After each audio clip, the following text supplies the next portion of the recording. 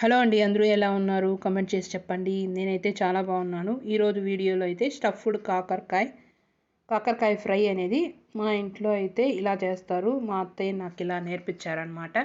మా అత్తయ్య ఎక్కడ చూసారో ఎలా చూసారో నాకు తెలీదు. పేపర్లో చదివి చేశారనుకుంటున్నా నేను.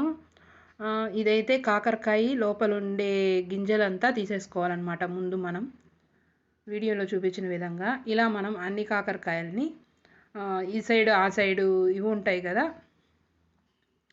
తొడాలు, అవి తీసేసుకొని మధ్యలోకి కట్ చేసుకొని ఘాటు పెట్టుకోవాలి. మధ్యలోకి ఘాటు పెట్టి లోపల ఉండే విత్తనాలంతా ఇలా తీసేసుకోవాలి. మనం స్పూన్ని రివర్స్ చేసి కూడా తీసేయచ్చు. స్పూన్కి రివర్స్ చేస్తాం కదా, కాడలాగా పట్టుకునేది అనుకుంటుంది కదా, దాన్ని హెల్ప్ తీసుకొని కూడా తీయచ్చు. తర్వాత మనం ఈ లోపల అనేది సాల్ట్ అనేది కొద్దిగా రాసుకోవాలన్నమాట.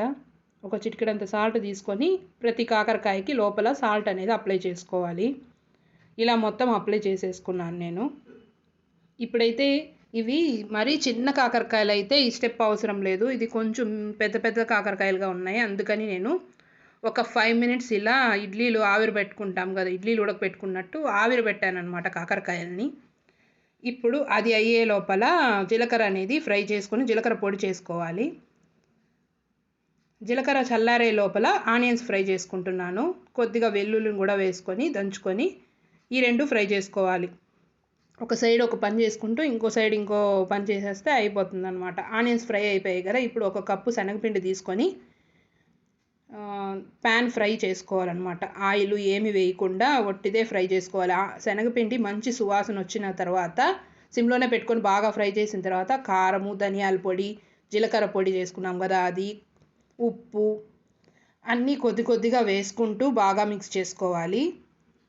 ఉప్పు అనేది చెక్ చేసుకొని చూసుకోండి. ఇప్పుడు మనం అన్నీ వేసేసాం కదా, ఆనియన్స్ ఫ్రై చేసుకున్నాం కదా, ఆ ఆనియన్స్ కూడా ఇందులో వేసేసుకోవాలి.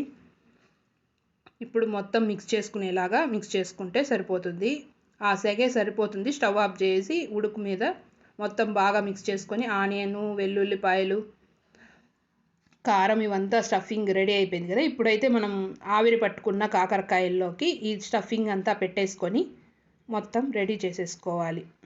మనం ఆల్రెడీ 5 మినిట్స్ ఆవిరి పట్టుకున్నాం కాబట్టి కాకరకాయ అనేది ఈజీగానే ఫ్రై అయిపోతుంది. చూస్తున్నారు కదా, కొంచెం అదిమినట్లు లోపలికి ప్రెస్ చేసామంటే ఆ స్టఫింగ్ అనేది బయటికి రాకుండా ఉంటుంది. స్మూత్గా అలా ప్రెస్ చేయాలన్నమాట. ఆల్రెడీ మనం కాకరకాయ ఉడకబెట్టాం కదా, ఆవిరి పట్టాం కాబట్టి సాఫ్ట్ ఉంటాయి. కొద్దిగా మెల్లిగా సున్నితంగా చేసుకోవాలి. తర్వాత ఇవంతా స్టఫింగ్ అంతా రెడీ అయిపోయింది. అన్నిటికీ కాకరకాయలకి పెట్టేసుకున్నాను.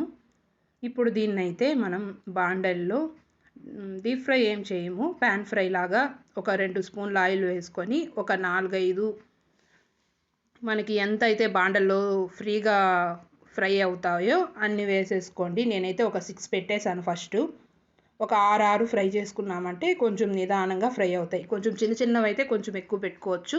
పెద్ద పెద్దవి అయితే 4-5 పెట్టుకొని ఒక 2-3 టైమ్స్ నిదానంగా ఫ్రై చేసుకోవాలి. ఈ కాకరకాయ ఫ్రై అనేది వేడివేడిగా చేసుకొని పప్పుచారులోకి నంచుకొని తింటే చాలా బాగుంటుంది.